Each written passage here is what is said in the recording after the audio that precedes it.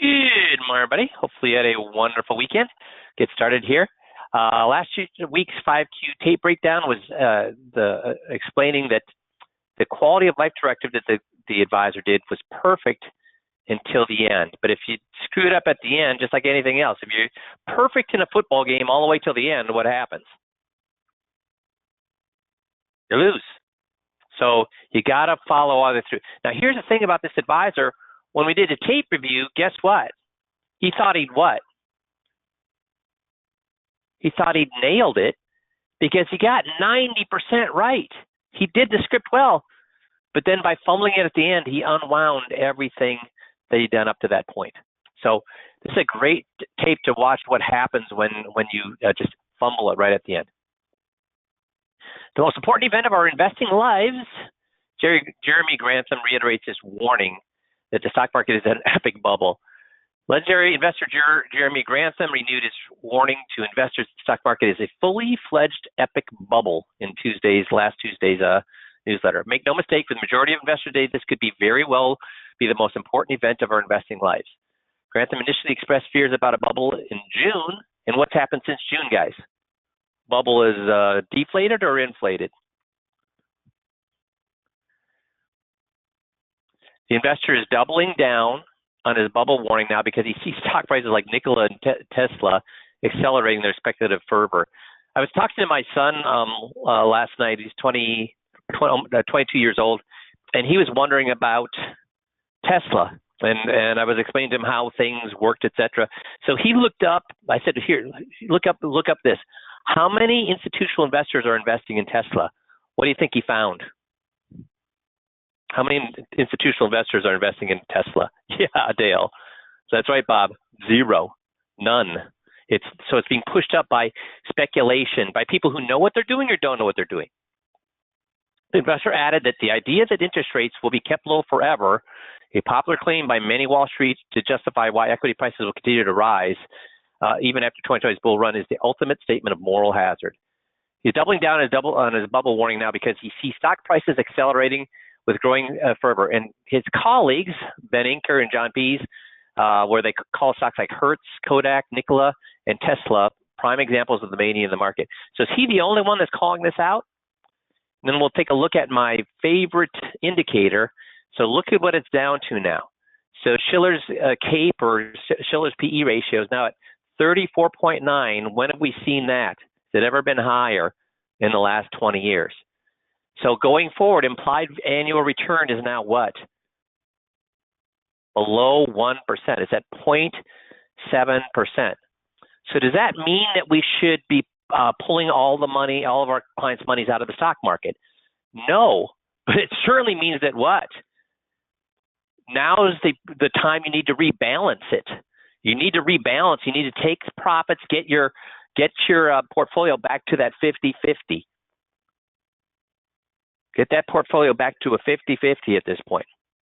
And do you think any of your clients are going to be fight you on that? All you need to do is show them if they fight you, Tom, show them the graph that I showed you with Tesla having the same market value as the 12 biggest car companies. What are they going to say when they see that? Then you say, does that seem reasonable? So now's the time to rebalance. Speaking of the stock market and stock indexes, I want to talk to you, or not me, have Jerry talk to you a little bit about what's working and what's not working right now for the FIAs, because there have been lots of indexes that have been introduced, and I used to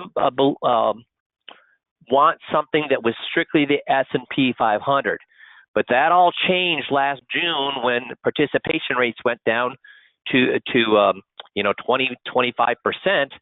So I changed my mentality after 20 years, and I personally moved all my own FIA, as they renewed all my own FIAs, out of the S&P 500 into more or other indexes. So I wanted Jerry asked if he could come on and talk to you guys a little bit about what's working and what's not working on the in the indexes for FIAs.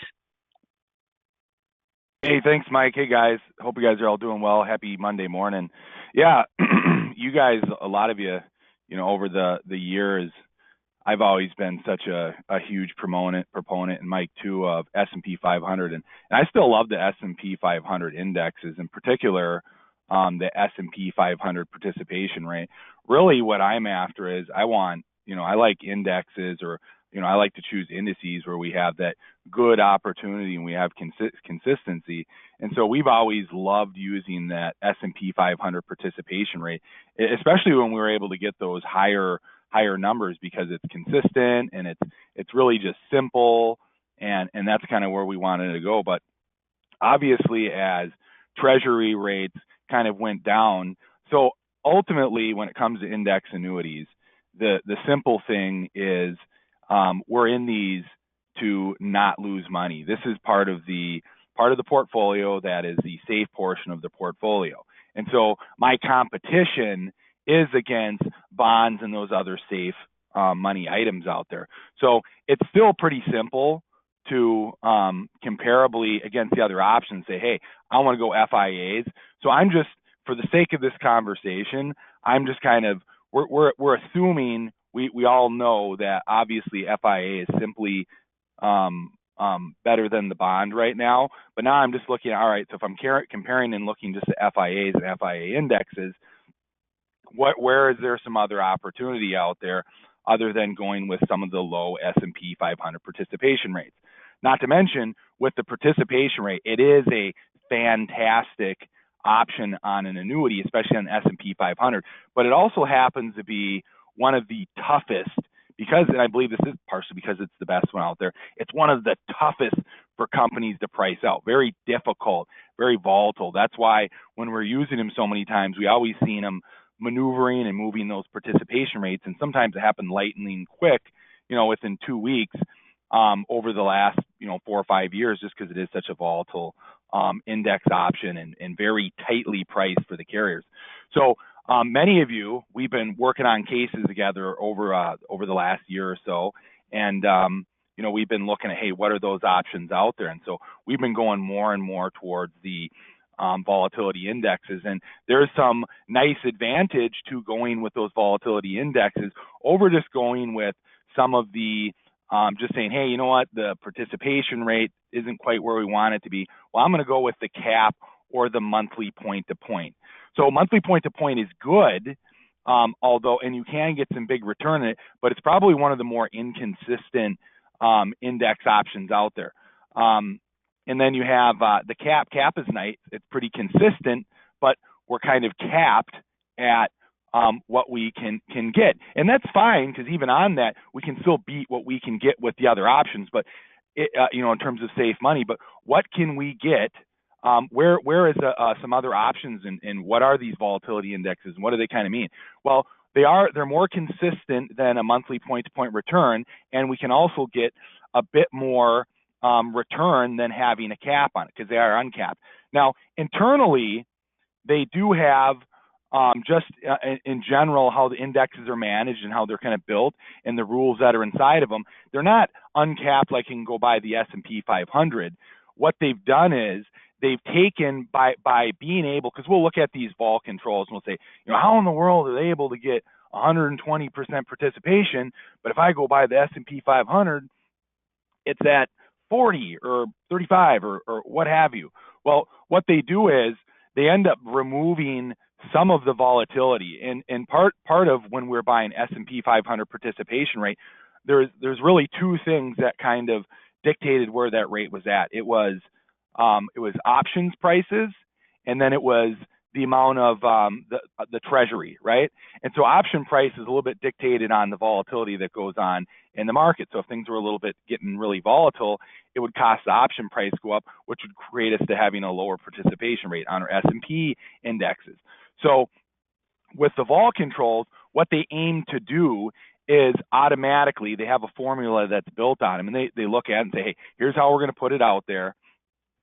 And that volatility control, what they do is they remove some of that volatility so that they can get more leverage and they can buy more options on this particular index. And what I've seen in kind of a thing here is, we've started really early on. To me, I feel like it's kind of like a lot of times, like let's say new things come out. These volatility control indexes that insurance companies have been using, I believe, have been getting better over the years. And I think it falls a lot along the lines of when something new comes out.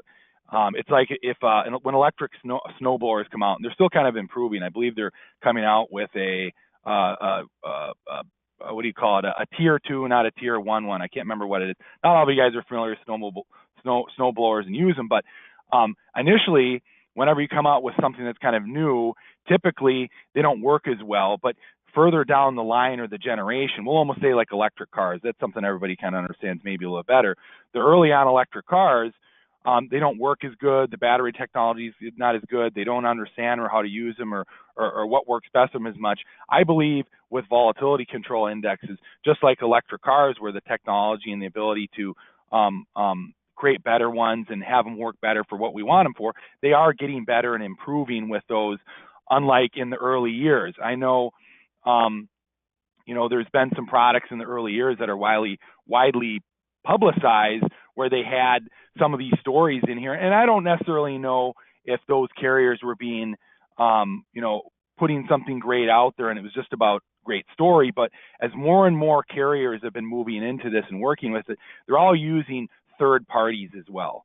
So this isn't the insurance carrier pulling the trigger on everything. They're hiring third parties saying, hey, here's what we're looking for. And then they have those indexes and put them out there. So there's more and more of them, and a couple of them that I like and we've seen some success with, and we have some good history with some of these with good performance too. A lot of us have been using, for instance, the Barclays Atlas 5 from Silac or Equitable, where you get, it's kind of neat too, where we can have, most of you, you'll say, hey, Jerry, what should I use on this product? What's going to be good? And we leave it at that. But maybe some of you say, hey, I kind of want to know a couple of details. Maybe there's some little different intricacies that I like. I say find ones that you like and products that work for you. But it is kind of cool because there are some little details that there's some sexy little details about them where you may lean toward one strategy versus another. Whereas the Barclays Atlas 5, which is one that a lot of you guys have been using, did around 7.5% this year in a really volatile market. And we're getting between 100 and 130% par on that index. It's kind of cool because you got treasuries, you got foreign equity. It's just not U.S. equity. So if you're someone who say, hey, I want something that doesn't just have U.S. equity in it, you get U.S. equity, you get Euro equity, German equity, Japanese equity, and then treasuries in it. Or you could say, hey, I want something that's more S&P 500. Well, you got S&P 500 vol control indexes where, when the volatility is low, it's more in the equity side. It's dividend, all dividend, top 50 dividend companies, or you could have them where they have the top 200 low vol companies from the S&P 500. We even have the S&P 500 Mark V, where I've had guys that have said, hey, do you got any indexes that have gold or silver in them? Okay, well, the S&P Mark V has U.S. equity, commodities, and then U.S. treasuries in it. So you can look a little deeper. I won't get overly crazy about that. I think some guys, we like to have it, and it's kind of nice to have some of that for a story. Maybe there's someone who you think that's a little nicer for. But ultimately, a lot of these I've been able to see, and we have real data. We've been able to get some really good returns on these where I think we're improving and we can do better than we get with a 4 or 5% cap on these indexes. So another thing with them as well, I've kind of been against, and for the same reasons, multi-point indexes. Like I would say that the furthest I would ever stretch out, and it really kind of depends on the client, would be a 2-year point-to-point. But even that, I don't really love them because I think the beauty of the FIA is having that annual point-to-point index where we get the reset. But typically with a lot of the carriers now, you will see if you want to go and have a little more aggressive approach by going with the 2-year approach on some of them, and a lot of carriers, they'll give you a 1-year option and a 2-year. So you have the option on that product. You do, because you're stretching out to a 2-year period, the options are cheaper, so they can get more leverage and you can get a higher participation rate, which would mean higher potential, but you are stretching it over a 2-year period, so you don't get to lock in 1 year. You do got to wait 2 years. I do know some folks, they say, I want to make sure my clients get locked in on an annual basis, and I agree on that. So what in those cases, and I've talked about this before, sometimes people jump in, they'll do the leapfrog method where they'll put half of it in a 1-year point-to-point, half in a 2-year point-to-point, and then after that first 1-year period is up, they'll put that half in a 2-year. So then you have the whole thing in a 2-year point-to-point, but every year it's locking in half of it, and that's a way where you can have index gains on an annual basis, but get that higher leverage. So there's a lot of good indexes out there. I have data on them that's pretty easy at my fingertips for you too as well, where if you want to see real historical data, not hypothetical on it too as well. We do have a ton of data on a lot of those out there, and you can kind of look at it. But I do think all in all, this is a good way to be able to grab some more return. It's way more consistent than a monthly point-to-point, but I believe we can get better return than just some of the lower caps on it. So I believe it is a good, solid option. And a lot of you guys have been taking advantage of it and using it. So that's unless you have all my FIAs. Well, so Jerry, I have a question for you. So all my FIAs, and really for Jerry, for you, and for everybody else here, all my FIAs, renewed over the past year, they've locked in between 4.5% and a little over 7%. Now the market did 16%. So, guys, was I happy or not happy when I got between 4.5% to 7%? When the market did 16.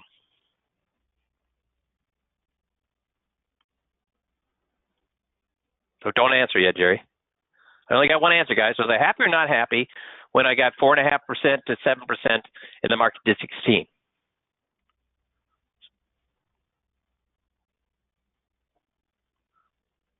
Okay. Looks like I'm getting about half the right answers and half the wrong answers. Guys, why do we invest in the FIA? Jerry, why do we invest in the FIA? Well, to beat first the market? of all, I'm absolutely thrilled. No, I don't want to beat the market. I want my market to do a ton. This is a totally different asset class for me. This is what I'm comparing this to is I want to look at what did my bond portfolio do this year?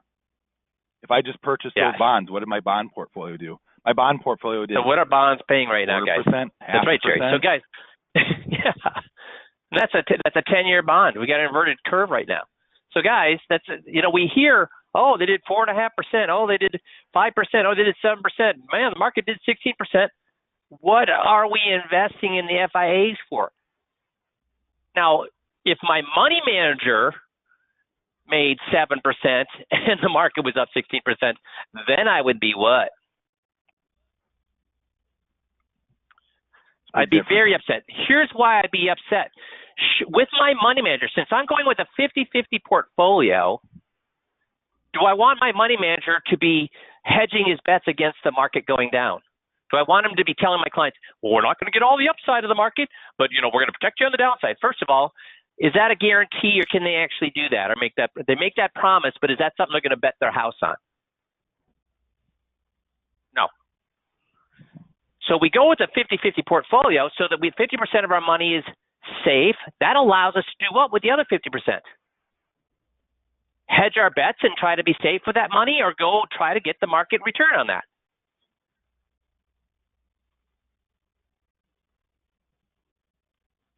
So we're trying to get the market return. Yeah, we should be going for market return on the equity side, because we have the FIA giving us way better, 10 times more better return, not 10% better, 10 times better return than bonds are. So that allows us to be even more aggressive on our equity side. But so often, half of you guys kind of forget, and that's why I want to remind you guys, half you guys accidentally forgot that the FIA is not to be compared to the market. It's not why we're investing in the FIA. It's a safer place and a higher it's both safer and higher yielding than the bonds. So that's why we invest in the FIA. So 4.5%, I'm happy. I'm ecstatic that that's what I got on my guaranteed portfolio. Does that make sense? Thanks, Jerry. Thanks for going over that. Guys, was that helpful for Jerry to touch on that? Yeah, everybody's saying yes. Good. Thank you very much, Jerry. Thanks, guys. So now a couple of things that help you get better at what you do as advisors and as human beings. This 30-second habit will change your life and productivity, and I totally agree with this. And if you actually put in that, you can actually find like a 15-minute YouTube video on that 30-second habit, but I'll just tell you what it is right now. It's this. Immediately after every lecture, meeting, or any significant experience, and that means after reading a chapter in a book, after reading a magazine article, after watching a YouTube video, after being on a coaching call on Monday, what you should do is take 30 seconds, no more, no less, and write down as many important points as you can remember from that. And remember I talked about that Coursera course that learning how to learn. That's one of the things that they say is that immediate recall right afterwards is way more important. So do you think taking 30 seconds after you've read a magazine article or a YouTube video or TED Talks or whatever it may be, do you think taking 30 seconds and writing down the most important things is a better way to do it, or do you think taking notes as you go through the lecture is better? Taking notes during the lecture, or just paying attention to the lecture and then writing down your thoughts afterwards? Yeah, they found that by leaps and bounds, almost double effectiveness is to do nothing during the lecture or the magazine article, but instead take a breath afterwards and write down the most important articles, because that's what locks those ideas into your brain. It's what makes that path among your neurons and locks that in there.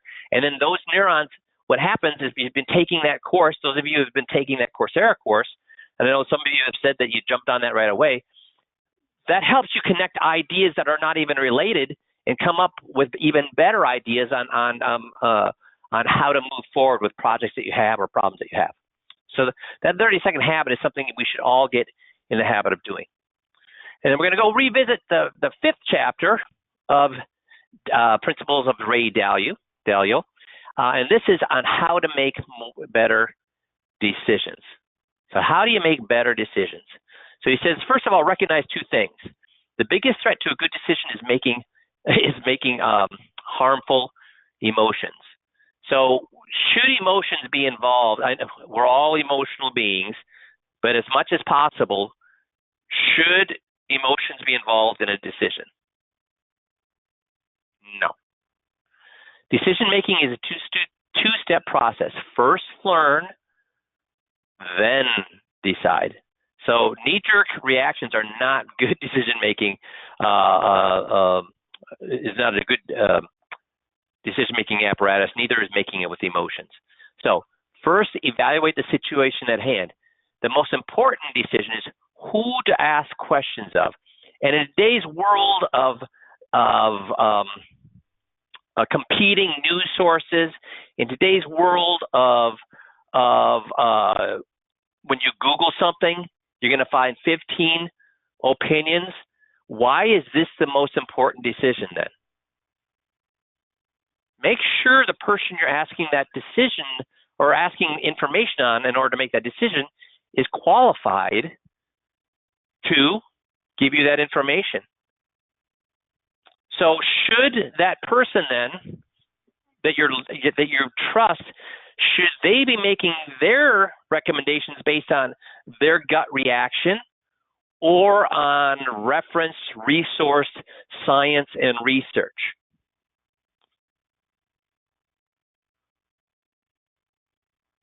Yeah, research. Make sure the person you're asking for help with knows what they're talking about. Not just that they say they know, because the guys that sound the most confident are usually the ones that know what's going on or don't know what's going on many times. Yeah, they're selling a book. That's right. Don't believe everything you hear. Everything looks bigger up close. What does that mean? Everything looks bigger up close. What's that mean? It means you got to take a step back from whatever you're looking at in order to get the big picture. New is overvalued as compared to great. We all want that new best way to market. We all want that new best way to close a business. We all want that new best presentation that'll get people to buy from us. Guess how much my presentations have changed over the last 20 years? A lot or very little? Why? Because I'm lazy and don't want to change those presentations? Why do we not change things? Well, when we're getting tapes from guys and they're working, what's that tell us we should do? We should change it? I mean, we still have a 94% closing ratio when people do the 21-point checklist to get people to move all their money. So should we be changing the 21-point checklist if we have a 94% closing ratio to get people who even have their sons or their neighbors as their advisor to get them to move all their money? No. But we all want something what? Quicker, faster, easier. But to get people to move all their money, are we going to find something that's going to be, in today's world, people are more trusting or less trusting? They're much less trusting. They're much more skeptical. So are we going to be able to find something that's cheap? So Jeff, are we going to be able to find something that's faster, easier, and simpler than the 21-point checklist in today's environment to get them to move all their money? No. I mean, if you're going to move everybody's money, no, that's as fast as you can do it. And really, quite frankly, you're talking about from the time that you do a first meeting to the third, probably 2 weeks, a week and a half. I mean, you're not, yeah, and most of you will tell me, oh, I can't get them in that quick anyway. I mean, you're going literally as fast as you can go. You can't go faster than that. There's a speed limit. They have to make their own decision, and they're only going to meet you on their time. You're not the problem. You can't do it any faster than that. So we're not looking for something new. We're looking for something that works. And we have 60,000 tapes to show you that it works. Now, and don't ignore the 80-20 rule. So 20% of your efforts gives you 80% of your results. So that tells you, do you have to be perfect on the 21-point checklist? So Jeff, do you have to be perfect on the 21-point checklist for it to work? No, you don't have to be perfect. We give you 21 things. We know you're not going to get all 21. That's why we give you more than one. You don't have to be perfect. So there is one thing that you should be striving to be perfect on. So not necessarily the 20-point checklist scripts, but we talked about it last week. What should we be striving as much as possible to be perfect on? We're never going to be perfect, but what should we be striving to be perfect on? Open-ended questions. Open-ended questions. Yep, open-ended questions. So one of Dalio's principles is be an imperfectionist, not a perfectionist, but an imperfectionist, because just doing the 21-point checklist, even crappily, is going to be better or worse than not doing it at all. Even if we look at the 21-point checklist that you do and it's crap, is that going to be better or worse than not doing it at all? It's going to be better. The power of the 21-point checklist is that it works even when you don't do a good job. Now, remember, we've got a scale of 1 to 10, 1 being a very easy person to sell, 10 being a very difficult person to sell. The better you get at the 21-point checklist, it's going to allow you to sell the 5, 6, 7, 8, 9, 10s. When you're perfect at the 21-point checklist, you're going to sell the 10s and difficulties. But isn't it better if we can only sell 1 out of 10 not using the 21-point checklist because you're at the right place at the right time? Even doing it poorly is going to get you up to a 3. That's almost 3 times more effective. So don't worry about doing it perfect. Just do it. Be an imperfectionist. Just do it. Logic, reason, and common sense are your best tools for synthesizing reality and understanding what to do about it. So use logic, reason, and common sense. Another way to look at that is use Occam's razor. So we're looking at this tree snapped. So why did the tree fall down? Well, we've got two explanations. One is the wind knocked the tree down, or two meteorites. One hit the tree and knocked it down. The other hit the meteorite that did that, thus obliterating evidence of all existence.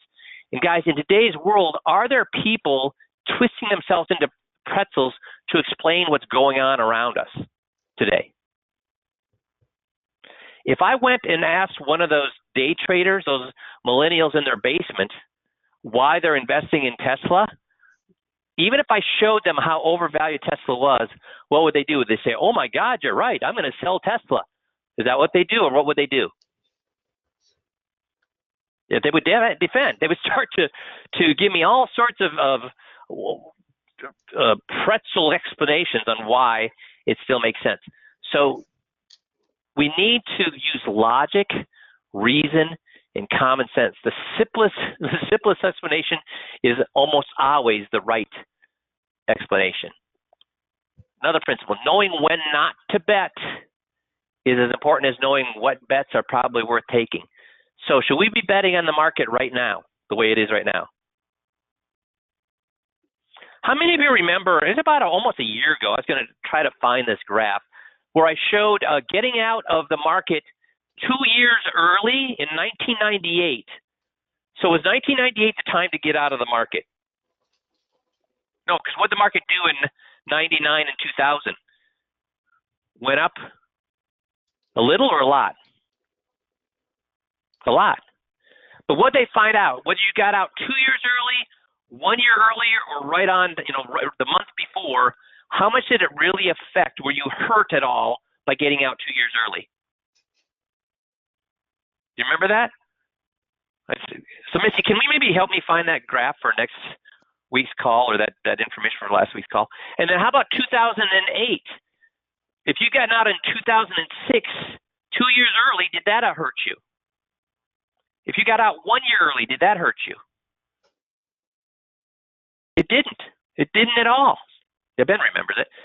No. So, guys, the way to make money in the market is to do what? Bernard Baruch, one of the wealthiest people throughout the history of the United States, said the best way to become rich is to not lose money. And actually, one of the videos I gave you to share with consumers here about 3 or 4 years ago actually went through and it had 20 of the wealthiest people, the most famous people throughout the history of the United States investing. And guess what their number one rule was? Don't lose money. Don't wait till you're never going to time the market at the top. When you've made money, walk away. So knowing when not to bet is as important as knowing what bet is worth taking. Another principle, the best choices are the ones that have more pros than cons, not the ones that don't have any cons at all. Now, that's counterintuitive, right? Why would the best choices be ones that have both pros and cons instead of one that just has pros? Does anybody know why? Seems to me that if there's no cons, that's the one I should do. Dalio says, no, that's not the one to do. You need to do the one that has both pros and cons. Why is he saying the ones that just have pros are the ones you should walk away from? Yeah, Nick's got it. Tom's got it. If you want to better understand something, argue with yourself about it. Imagining and exploring different sides of an argument gives you a more sophisticated insight because you're likely to link more problems and solutions, find more criticisms, and gain a deeper knowledge of both your own views and the opposing ones. So what's happening if there's no cons? What's happening, guys? If there's no cons, you're not what? Yeah, you've got confirmation bias. That's right. So you're not actually looking at it in a balanced way. Is there any decision on earth? I mean, even winning the lottery, did anybody win the lottery this weekend? Winning the Mega Millions for $500 million or whatever the other one is for $500 million, making that decision to buy the ticket. Is there only pros to winning? Is there only pros to winning $500 million? Mark says there's no winners. No, everything has problems. So if you're looking at anything and there's no cons, what's happening is you're kidding yourselves. That's what Dalio is saying. We're kidding ourselves when we look at something and there's no cons. You got to look deeper. If you find there's no cons, look deeper to avoid any mistakes. Another principle in making good decisions, prioritize by weighing the value of the additional information against the cost of not deciding.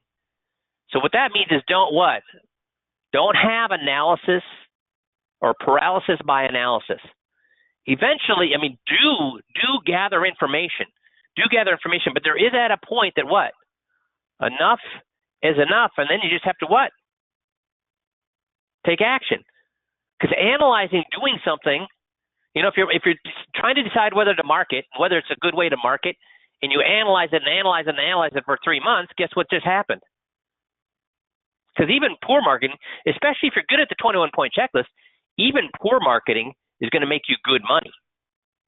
You're never going to, I mean, even poor marketing, just selling 1 out of 10, you're going to get a 3 to 4 to 1 on return on investment. Tell me what businessman would not like a 3 to 1 return on investment?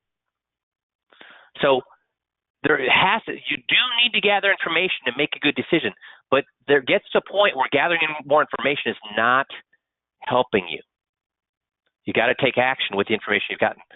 All of your must-dos must be above the bar before you do your like-to-dos. Guys, that's all of us, right? So where should our looking at our email be? Must-dos or like-to-dos? Yeah, we like to look at the emails. We like to look at the news. We like to look at our blogs or our favorite blogs about investing. Are those must-dos or are those like-to-dos? Your must-dos are what? If you don't have a plan on how you're going to get in front of people going forward in 2021, is that a must-do or a like-to-do? Having a plan to get in front of people. Okay, that's a must-do. So if you don't have a plan, what's your next step?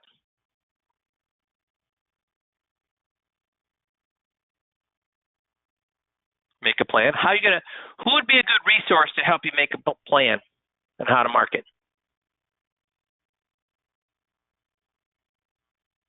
Remember what the first slide we started with is, who do you ask questions to? Who in the 5Q and ECA system is a good person to ask questions to about marketing? Not me, not Jerry. Missy's a good one. She's got her hands marked. Yep, she's a good one. She's got her fingers on what's going on. Who else? Matt and Missy know what's going on. They know what everybody's doing and what is working and what is not working. So if you do not have a good marketing plan, reach out to Matt. Missy relays all that information to Matt on what's working, what's not working. So if you do not have a marketing plan, you do not know what to do going forward, give Matt a holler and say, what is working for the guys out there right now, okay? Because we're already 2 weeks into January, and there are things working right now. There are things we finally, since March, we haven't been able to say this of last year. So it's almost been a full year. We haven't been able to say things are working. We got things that are working now. So reach out to Matt and ask him what's working so you can move forward. Because does it look like we're going to be over COVID anytime soon? No. So if we're going to hold out, you could be holding out another 6 to 8 months. It's going to be over. We got a vaccine, but man, that rollout of the vaccine is going smoothly, isn't it? So we got 20 people inoculated by the end of the year. We're doing 1 million people a day, and we should be through everybody pretty darn quick, right? No, it's a mess. So it ain't going to get any better when over the next few months. So we shouldn't be looking any normalcy until next fall, I would think. But we have things that are working right now, and people, our prospects, are reacting in a more favorable way than they were back in March, a much more favorable way than back in March. So reach out if you don't know what to do. That's a must-do, not a like-to-do. And think probabilities, not possibilities. So should I be thinking is there a probability the market could go up another 20%? Yeah, absolutely. Where would that be? In the pink here or over here on the tails of the bell curve? In the pink or on the tails? Yeah. So think probabilities, not possibilities. And that has to do with the market. That's why we do 50-50. If we do a 50-50, the probability that you made the right decision is what? High or low? Where's a 50-50 portfolio in making a right decision? Right in here. Now, if the market falls and we have all of our money in FIAs, then that would have been a better decision, right? If the market goes up 20%, we had all our money in stock, that'd be a better decision. We don't know. So what we want to do is be in this fat part of the curve. Same thing with marketing. Do we want to be in marketing that nobody's having good luck with, or marketing that people are having good luck with? Doesn't guarantee we're going to have a good luck with it, but it's the probabilities are how much higher. They're how much higher. Make sense? So you guys still good with me going through that? We had a few more chapters. I think there's 3 more chapters left in Dalio. Is that okay doing that in the next 3 or 4 months to keep going through that? Is his cool, everybody's saying yes. Awesome.